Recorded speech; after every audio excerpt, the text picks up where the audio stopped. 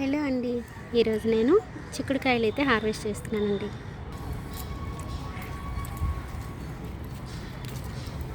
చూడటానికి బహుముచ్చటగా ఉన్నాయండి.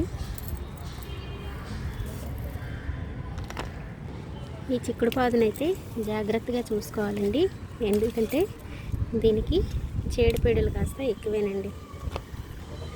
ఎప్పటికప్పుడు పొయ్యి బూడిదని మంచి ఫర్టిలైజర్స్ అవి ఇచ్చుకోవాలండి.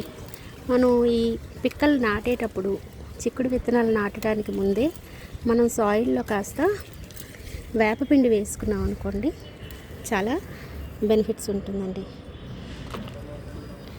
చీడపీడలు రాకుండా కాపాడుతుంది అన్నమాట. సాయిల్లో మంచి కంపోస్ట్ ఇంట్లో రెడీ చేసుకున్నది, అలాగే వేపపిండి, ఎప్సమ్ సాల్ట్, ఇలా ఆర్గానిక్గానే మనం సాయిల్ మిక్స్ చేసుకొని వేసుకొని అప్పుడు విత్తనాలు నాటుకోవాలండి.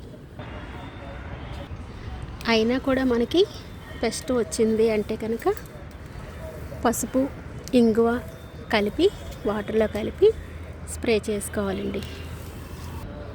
పొయ్యి బూడిద కాస్త చల్లుకుంటూ ఉండాలి. ఒకవేళ బ్లాక్గా పేనుబంగ లాంటిది ఉంటుంది కదండి, అవి వచ్చాయంటే మనం వాటిని చేత్తోనైనా క్లియర్ చేయొచ్చండి, లేదంటే వాటర్ ఫోర్స్గా కొట్టి పైప్తో వాటిని పారద్రోలొచ్చండి.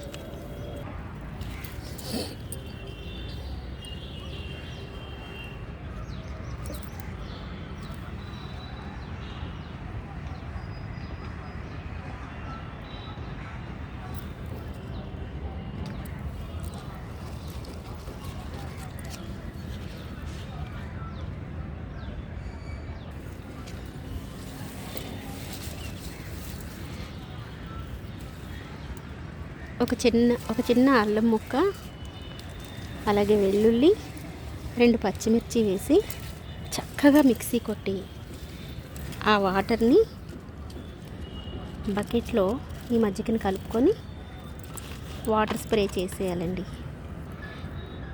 ఎందుకంటే పురుగులు కారాన్ని తట్టుకోలేవండి.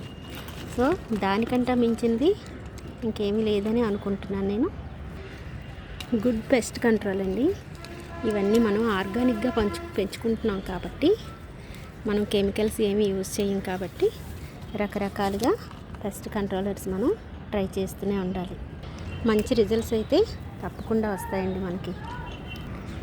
నాకైతే పెస్ట్ చాలా తక్కువ అండి, ఎందుకంటే నేను సాయిల్ మిక్స్ చక్కగా చేసుకుంటాను, వేపపిండి కంపల్సరీ.